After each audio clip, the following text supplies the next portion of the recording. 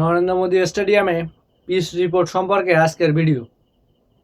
2026 টি-20 world কাপে নরেন্দ্র মোদী স্টেডিয়ামে 6টি ম্যাচ খেলা হয়েছে। এই 6টি ম্যাচের ভিতর কেমন পিচ কন্ডিশন ছিল এটাই আজকে আমি আপনাদের বলবো। তো এই 6টি ম্যাচের ভিতর যারা প্রথমে ব্যাট করার সিদ্ধান্ত নিয়েছে তারাই কিন্তু 4বার উইন হয়েছে।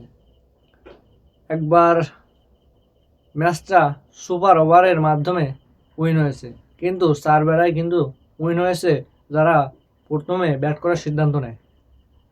এরপর আসেই যারা প্রথমে বল করার সিদ্ধান্ত নিয়েছে তারা 2বার উইন হয়েছে। এটা বোঝাই যাচ্ছে যে 6বারের ভিতর 4বার যদি ব্যাটে প্রথম দল ব্যাট করার সিদ্ধান্ত নিয়ে 4বার উইন হয় তো 2বার তো উইন হবে বল করে সিদ্ধান্ত যারা নিয়েছে তারাই।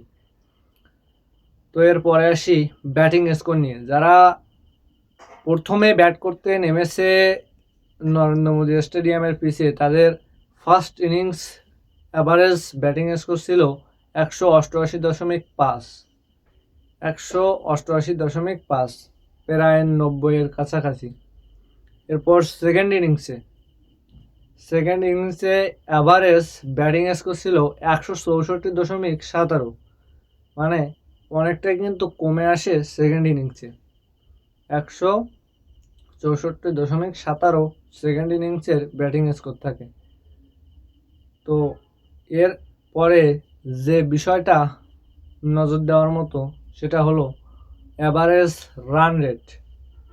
এই পিচে অ্যাভারেজ রান রেট হচ্ছে 9.12, 9.12। প্রত্যেকটা ওভারে একজন বলারের কাছ থেকে 9-এর উপরে রান পাওয়া যায়। একটা ম্যাচে এইরকম রান রেট গেলে সেটাকে ব্যাটিং পিচ হিসেবে ধরা হয়।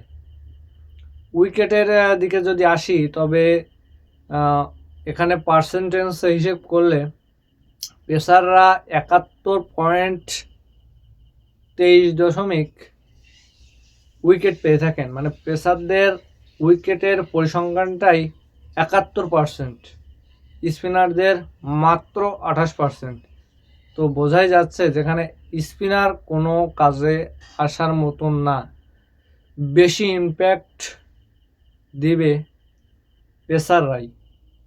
তো এই গ্রাউন্ডে কিন্তু এই আহমেদাবাদ নরেন্দ্র মোদী স্টেডিয়ামে টি-20 ওয়ার্ল্ড কাপের ফাইনাল হতে যাচ্ছে, যেখানে ফাইনালে ইন্ডিয়া এবং নিউজিল্যান্ড তাদের মুখোমুখি হবে।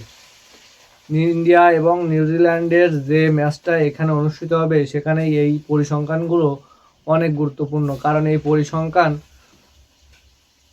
তাদের স্কোয়াড সাজাতে অনেক সাহায্য করবে।